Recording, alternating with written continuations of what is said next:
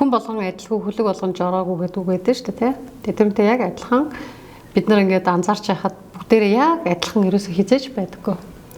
Зарим нь зан чанарын хувьд ялгаатай, зарим нь чадварын хувьд ялгаатай, ааш цангийн хувьд ялгаатай, төлөвшлийн хувьд ялгаатай, хөгжлийн хувьд ялгаатай. За тэрч бүхэл одоо амьдарч өсөж торинсон орчны хувьд ялгаатай. За эцэг эхчүүд хүүхдүүдтэй анхаарч байгаа анхаарал халамжийн хувьд ялгаатай. За тэгээд нэгдүгээр ингээд бүгдээрээ ингээд орцсон адилхан 6 настай мөртлөөс аав ээжүүд нь бас насны хувьд ялгаатай. Жишээлбэл миний хүүхд сая нэгдүгээр ингээд орлоо л да. Тэгэд би 47 настай ээж. Тэ? Тэнд жишээлбэл дандаа 30 настай. За 20 хэдэн настай ээж зөндөө байж байгаа байхгүй юу? За ингээд янз бүр байж байна те.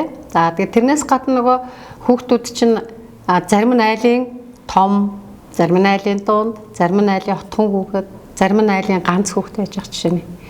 Тэгээ энэ бүх ялгаатай байдлууд нь л бид хүн болгон хоорондоо адилхан байх боломжгүй гэдгийг харуулж байгаа гэсэн үг. За жишээлбэл зүгээр ингээд төсөөлөд үзэхээр айлын отхон хүүхэд ямар байх вэ? Миний хүү одоо айлын отхон хүүхэд дээр 4 ихчтэй те. 4 ихчтэй тэгээ айлын ганц хүү байх нь шүү дээ отхон. За тэр хүүхдэд ямар зан чанар төлөвшөж бий болох вэ? За тэгжсэн чи айлын том хүү байлаа. Доороо 3 дүүтэй. Тэр хүүхдэд ямар зан чанар төлөвшөж бий болох вэ гэдэг ингээ өөр байна да. Тэгээ энэ бүх өөр нөхцөл байдлуудаас шалтгаалаад хүн амьдралд одоо оролцоод ингээ явхдаа шийдвэр гаргах, сонголт хийх, за ажил амьдралдаа амжилт гаргах олон зүйлд нь өөр байдаг гэсэн үг. За тэгээ яагаад хүмүүс бие биенийхээ ялгаатай байдлыг хүлээн зөвшөөрөх ёстой вэ гэж асууж байна шүү дээ, тэ. Тэгэхээр энэ дээр ингээд аваад үзэхээр хувь хүнээс өөрөөс нь ерөөсө шалтгааллахгүйгээр өөрөө сонгох ямарч боломжгүйгээр бүрэлдэн бий болсон тэр нөхцөл байдлууд дундаас бий болсон ялгаатай байдлууд байхгүй юу? Хүнээс өөрөөс нь шалтгааллахгүй. Би жишээлбэл ганц хүүхэдтэй айлын ганц охин болж төрмөр байна гэж захиалах боломжгүй шүү дээ, тийм ээ. Тэгэхээр эн чинь ингээд цаанаасаа хүн өөрөө хүсээд бий болгочдөг өөрчлөлтөг зүйл биш байх нь шүү дээ. Тийм учраас бид бусад хүмүүсийнхээ ялгаатай онцлог байдлуудыг хүлээн зөвшөөрөх хэрэгцээ шаардлага бий болдог гэсэн үг. Тэрийг эцэгчүүд багаас нь хүүхдүүд нь өстэй зөв байдлыг одоо хүлээн зөвшөөрөх бол юу хийж үлгэрлэж үзүүлэх хэрэгтэй юм бэ?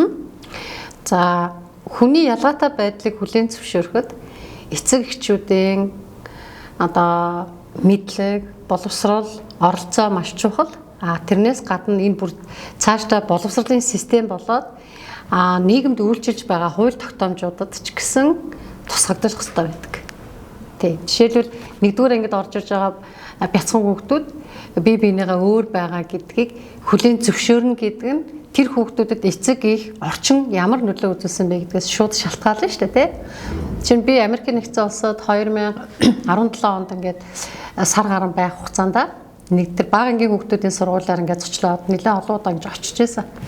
Тэгэхэд хөгжлийн бэрхшээлтэй тэрэгэнцэртээр ингээд байж байгаа тий бүр саажилттай хүүхдүүд энгийн хүүхдүүдтэй хамт сургууль сурдаг. Бага ангид. Энэ нь юу илэрхийлээд байна гэхээр бага ангиасаа бүр жаахнаасаа ийм хүүхдүүдтэй хамт бид нар ингээ нэг орчинд байгаад нэг адилхан ийм мэдлэг боловсролыг аваад ингээ байж байгаа нь энгийн жирийн зүйл юм а гэдгийг нүдэнд нь харуулад ингээд ойлгуулж байгаа хэлбэр байхгүй юу? Манад энэ яг хэр сайн хэрэгжиж байна вэ гэхээр би бас зарим өрөөсгөл зүйлүүдийг сонсч байсан л да тий. Жишээ нь манай хүүхдийн ангид одоо хөгжлийн бэрхшээлтэй хүүхд байгаа нь бидэнд таалагдахгүй байна гэдэг эцэг эхчүүдээс комент ирдэг ч юм уу тий. Энэ нь эргээд нөгөө хүүхдүүд нийгэмдээ сайн иргэн болох бусад бүх хүмүүстэй адилхан тэгш хандаж сурах ялангуяа хөгжлийн бэрхшээлтэй болоод бусад асуудалтай хүүхдүүдэд туслах, дэмжих энэ хөгжлийг энэ төлөвшлийг бий болгоход сөрөөр нөлөөж байгаа гэсэн үг. Тэгэхээр эцэг эхчүүд энэ дээр хүүхдүүд тэр өөрсдийнхээ одоо бусдаас ялгаатай байгаа нөхцөл байдлуудыг өөрөө сонгож тэгж төрөөгүй гэдгийг маш сайн ойлгоод тэг бүгд адилхан тэгш эрэхтэй нийгэмд сурна, хөгжин, амьдрна гэдгийг хүүхдүүдтэй ойлгуулж хэлж ярьж явах ёстой. Тэгээд дээрэс нь багаас нь нэг анги дотор хамтдаа ингээд хөгжөө сураад явах юм бол хүүхдүүд энэ хүүхд ингээ ууж идэж чадахгүй байхад нь би туслах хэрэгтэй юм байна. Шатаар гарахад нь би туслах хэрэгтэй юм байна. Юмээ ингээ ойртуулаад өгөөд ингээ тэ туслалцаад ингээ хамтдаа хөгжих хэрэгтэй юм байна гэдэг ойлголтыг авдаг гэсэн үг. Тэрнээс биш энийг ингээд ямар нэг байдлаар цаасан дээр буулгачаал уншиж өгөөл тэгэл уншсны хүүхдүүд уншичаал тэрийг ингээд шууд хийгээд хэрэгжүүлээд явдаг гэсэн үг. Явна гэхэд хүндрэлтэй байхгүй юу? Харин нүдэрээ хараад хамтдаа байгаад хамтдаа хөгжөөд тусалж дэмжиж явах юм бол илүү амьдралд ойрхон бодиттой ийм өөрчлөлтүүд болох боломжтой гэсэн үг. Тэгэхээр эцэг эхчүүдийн хувьд магадгүй энгийн сургуульд ингээ хүүхэд нь явж байхдаа ангид нь янз бүрийн хүүхдээс нь ялгаатай асуудалтай хүүхдүүд хамт сурж агаад эмзэглэх ерөөсөө шаардлага байхгүй. Харин ч энэ нь зүгээр жирийн ийм үйл явдал юм аа. Магадгүй чамаас сул дорой байгаа, чамаас өөр нөхцөл байдалтай байгаа ийм хүүхдүүдэд харин ч бид нар туслах ёстой, дэмжих ёстой гэдэг тэр бодол сэтгэхүйг хүүхдүүдтэй суулгаж өгөх хэрэгтэй. Байдлын хүлээн зөвшөөрч чадаагүйгээс болоод одоо нэг дээрлэх ч юм уу гадарх. За жишээлбэл одоо нэг орчны нөхцөл байдлууд байна те. Зарим хүүхдүүдээ ээж аав нь хүүхдүүдээ бүхэл зүйлээр нь хангаад сургаад боломжтой байхад зарим хүүхдүүд боломжгүй байж болно. Жишээлбэл гэртээ 7-8 удаа өсчихсөн ойрхон насны за тэгээд ээж аав нь хүүхдүүдтэй бүх зүйлийг ингээ хангаж өгөх боломжгүй одоо амьдралын асуудлаа бас шийдэх боломжгүй юм хүүхдүүднийг ингэж явж байгаа гэхэд тэр хүүхдүүдийг ойлгодог, тусалдаг, дэмждэг энэ сэтгэлгээг сургуулийн орчин, багш, эцэг эхчүүд хамтарч хүүхдүүдэд суулгаж өгөх ёстой. Тэрнээс хүүхэд өөрөө энийг ингээд шууд ухаараад ойлгоод явна гэхэд бол бэрхшээлтэй.